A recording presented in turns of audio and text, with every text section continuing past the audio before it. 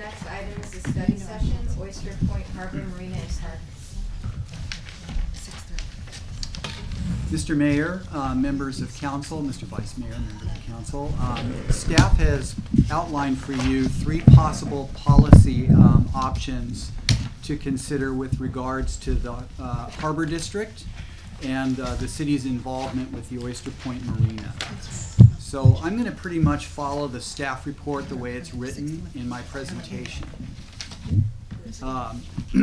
As a matter of background, the city entered into a JPA, a Joint Powers Agreement, with the San Mateo County Harbor District in 1977.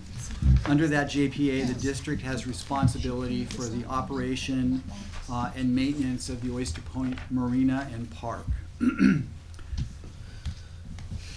The term of that JPA expires in November 2026.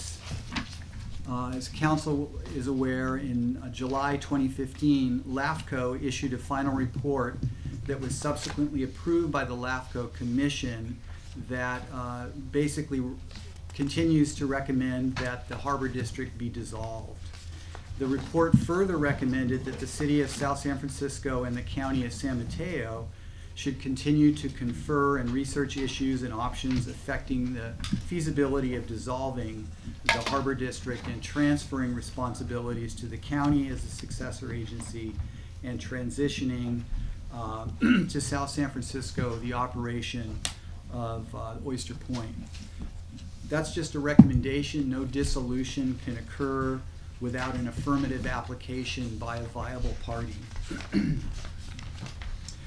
Next, I'm just going to give you some background that's in the staff report on the current Oyster Point Marina and Park financial picture.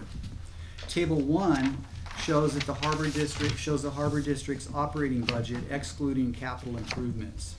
The Oyster Point Marina and Park in South San Francisco and the Pillar Point Harbor outside of Half Moon Bay each operate at a loss. The gap is filled by countywide property taxes. The adopted budgeting indicates that $3.6 million in countywide property taxes are required to cover the gap. Total property taxes, by the way, and thank you for asking that, Councilmember Matsumoto, total property taxes are $5.5 million that the district receives in their budget for 15-16. So table 1 shows that there's a net operating deficit of $3.6 million projected for 15-16. The budget for Oyster Point Marina includes both the marina business operations as well as park and open space operations.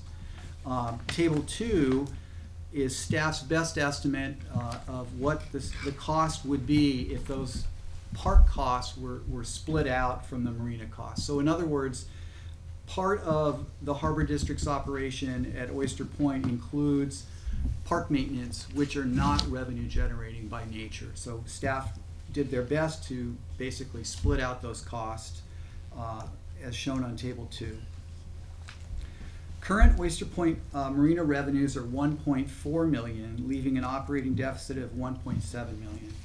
Considering Oyster Point Marina operational trends over the past 5 years, Figure 1 shows very clearly that revenues are at best stagnant while expenses have increased. In addition, Figure 2 shows... Just I'm one sorry. question. Yes. When you say revenue, you're talking about revenue from operations. From operations, not property, from tax not from money. property taxes. That's Okay. correct.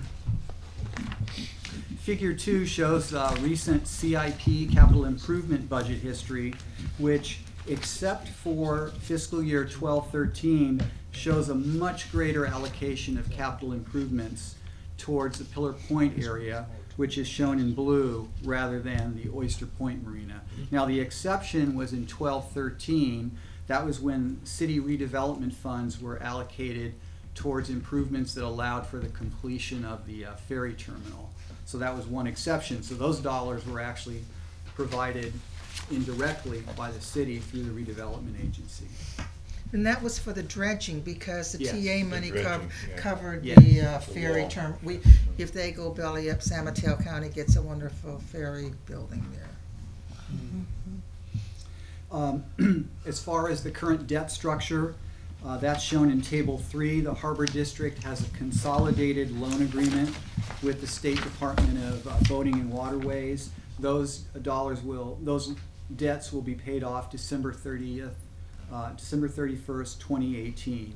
And Table 3 shows the payoff schedule for that.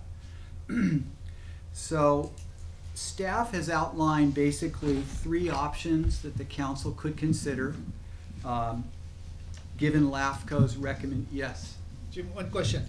I understand the loan and the Yes. payment of the debt, but how is the division between Oyster Point vis-a-vis Pillar Point done in this case? I'm actually not sure. This is the breakdown that the Harbor District gave us when we requested the different loans. So I didn't dig into the loan detail. So this may be different than what the figures are showing. No, this came from the Harbor District. I understand that, but I'm just saying, suppose we took over the operations of Marina, our portion of the debt that will come to the city, in case we accepted the debt, would be this amount, or would be different, or could be different? I think we would have to see the loan documents to see To if, see that, for example, the debt associated with Pillar Point, yes. is it actually securitized by assets at Oyster Point? Okay. And legal would have to look at that. Yeah, the last time I looked at those, it would have to have the Department of Boating and Waterways sign off on new agreements that would split those out, because right now they're lumped together. Okay, So so the it's securitized that Mr. Futrell's talking about. So, Part 3, staff outlined 3 options that the council could consider. There may be others.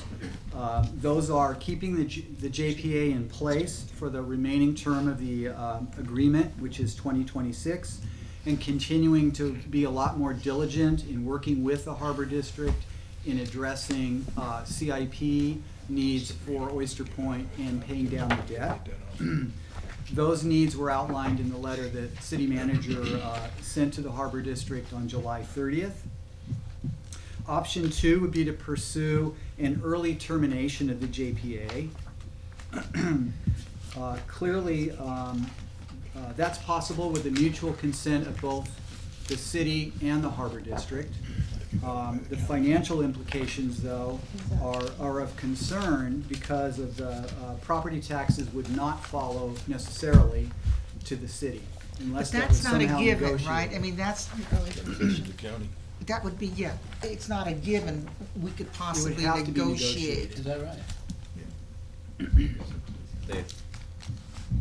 If the Harbor District agreed as part of the early termination that for some period of time they would share the tax revenues, certainly they could agree to do that. Well, potentially all the way to 2026.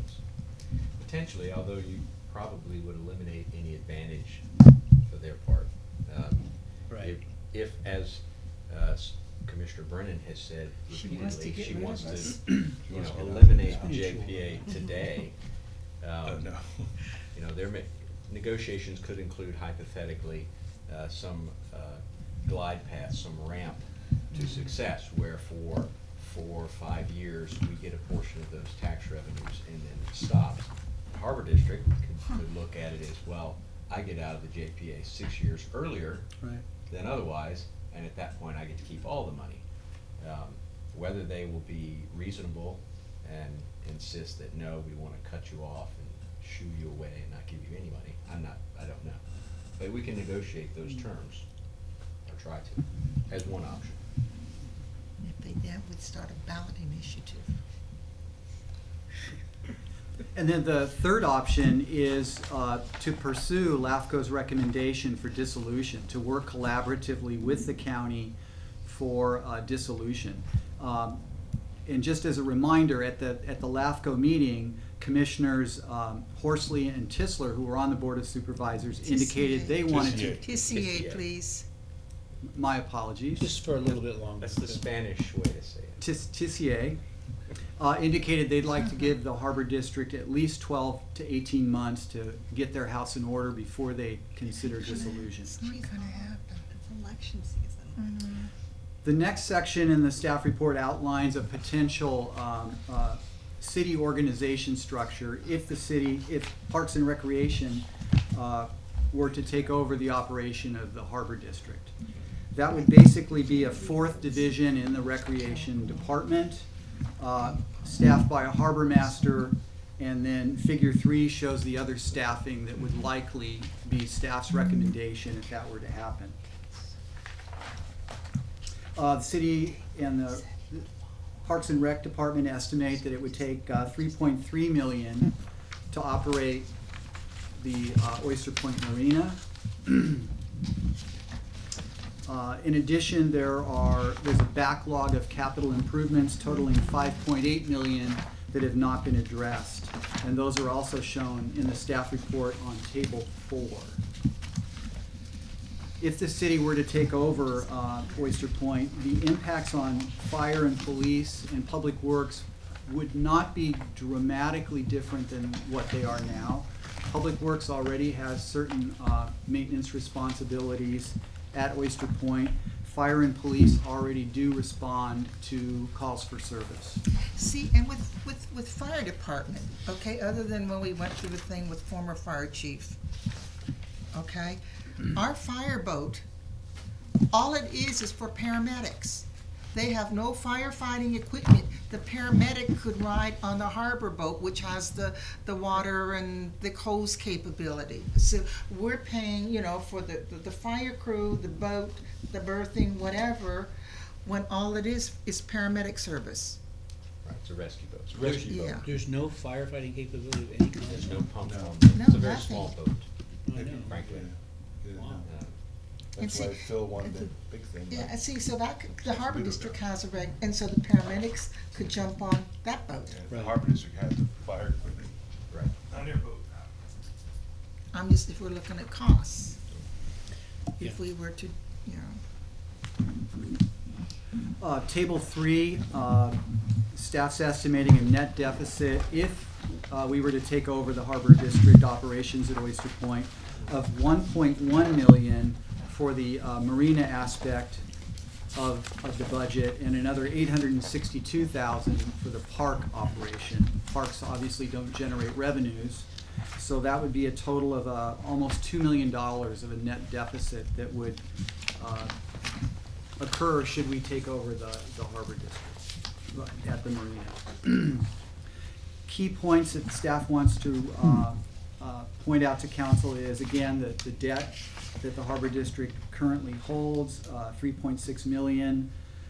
The marina has at least $5.5 million in capital improvement backlog that needs to be addressed. And absent any property tax subsidy, the district would keep the property taxes if the JPA were ended, unless the city were able to somehow negotiate with them. So that concludes the presentation, and we'd be happy to answer questions, and we were hoping the council would give us some direction on next steps. May I